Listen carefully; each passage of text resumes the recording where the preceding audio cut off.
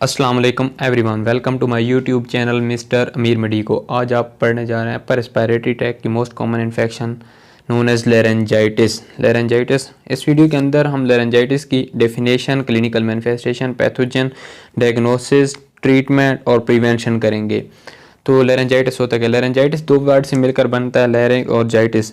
और लैरिंग से मुराद लैरिंक्स और जाइटिस मीन इन्फ्लेमेशन। तो डेफिनेशन इसकी होती है कि laryngitis is the inflammation of the vocal fold of the larynx.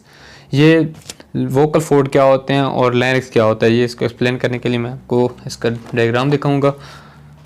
तो लैरिंक्स क्या होता है? लैरिंक्स होता है वो बॉडी का पार्ट नेक के अंदर जो कि फेरिंक्स और ट्रैकिया को आपस में कनेक्ट करता है, और ये एयर पैसेज वे है अपर रेस्पिरेटरी ट्रैक का। यहाँ से जब एयर नोज से इंटर होती है होकर फेरिंक्स में आती है। फेरिंक्स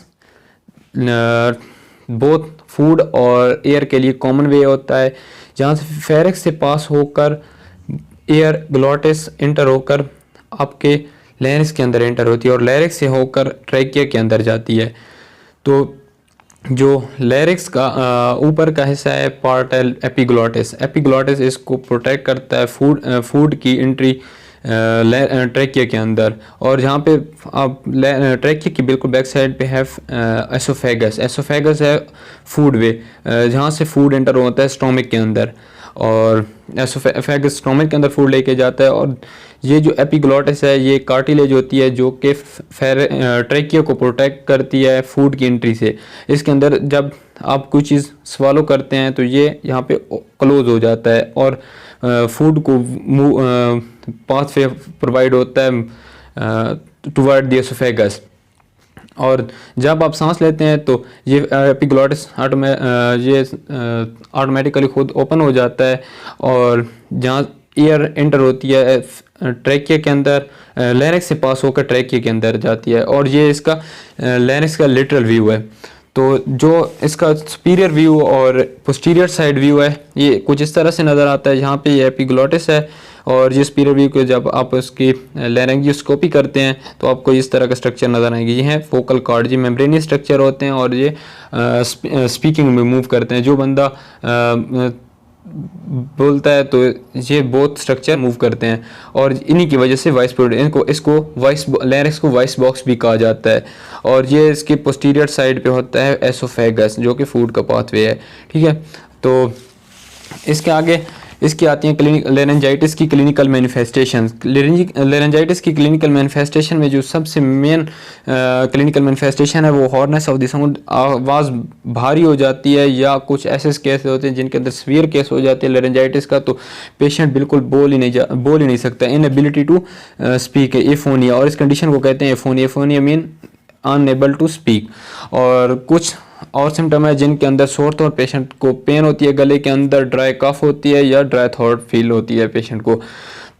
क्लिनिकल मैनिफेस्टेशन के बाद आते हैं पैथोजन लेरेंजाइटिस। लेरेंजाइटिस के पैथोजन के अंदर जो फर्स्ट मेन कॉमन जो काज करते हैं लेरेंजाइटिस उनमें है पैरा इन्फ्लुएंजा वायरस और रीनो वायरस, और दूसरे रेस्पिरेटरी ट्रैक वायरस जिनमें इन्फ्लुएंजा वायरस, एडिनो वायरस और कोरोना वायरस आते हैं। ये भी कुछ पेशेंट के अंदर आइसोलेटेड होते हैं, पाए जाते हैं। समझो कुछ केस ऐसे आते हैं जिनके अंदर ये पाए जाते हैं, लेकिन मोस्टली पैरा इन्फ्लुएंजा और रीनो वायरस ही इसके मेन काज होते हैं। और इसके बैक्टीरियल पैथोजन के अंदर रहते हैं स्ट्रेप्टोकोकस पायोजन, एम कैट्रेलिस, मोरक्सेला कैट्रेलिस और एच इन्फ्लुएंजा, हेमोफिलस इन्फ्लुएंजा। और कुछ पेशेंट के अंदर बैक्टीरियल जो कल्चर डायग्नोस होता है उसके अंदर हीमोफिलस इन्फ्लुएंजा भी पाया जाता है, या मोरक्सेला कैट्रेलिस या स्ट्रेप्टोकोकस के कुछ पायोजेंस पाए जाते हैं, स्ट्रेप्टोकोकस बैक्टीरिया के। तो इसकी डायग्नोसिस कैसे कर सकते हैं? इसके डायग्नोसिस के लिए आप क्लिनिकली इसको डायग्नोस कर सकते हैं, कोई फिजिकली डायग्नोस करना पड़ता है। इसके लिए आपको मिरर एग्जामिनेशन, जो डॉक्टर एग्जामिनर है वो मिरर एग्जामिनेशन करते हैं। एक मिरर होता है जिसको स्टील करके आपके लेंस के अंदर पास किया जाता है और वहाँ से आपको एक एंगल पे रख के व्यू चेक किया, डॉक्टर उसको एग्जामिन करता है और वोकल कॉर्ड को देखता है।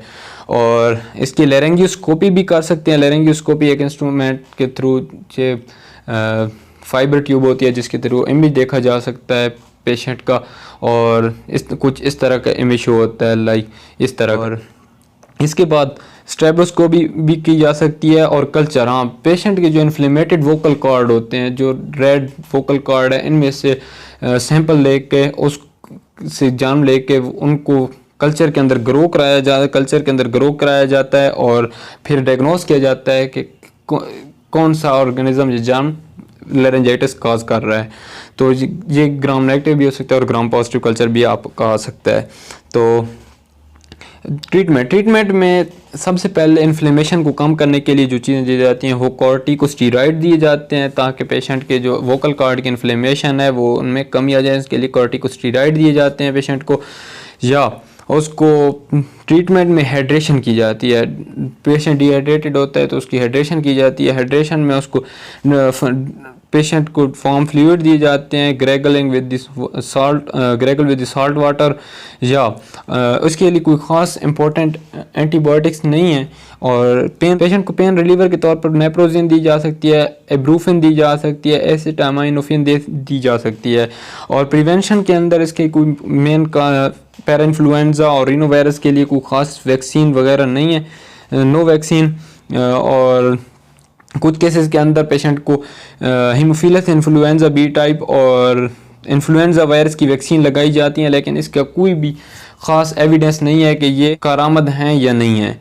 और इसके अंदर इसकी प्रिवेंशन के अंदर आप अवॉइड स्मोकिंग और avoid spicy food, also protect from the laryngitis. अगर आपको मेरी वीडियो अच्छी लगी, मेरी वीडियो को लाइक कर दें, कमेंट कर दें और शेयर कर दें। आज की वीडियो के लिए इतना ही, नेक्स्ट वीडियो में मिलते हैं इंशाअल्लाह।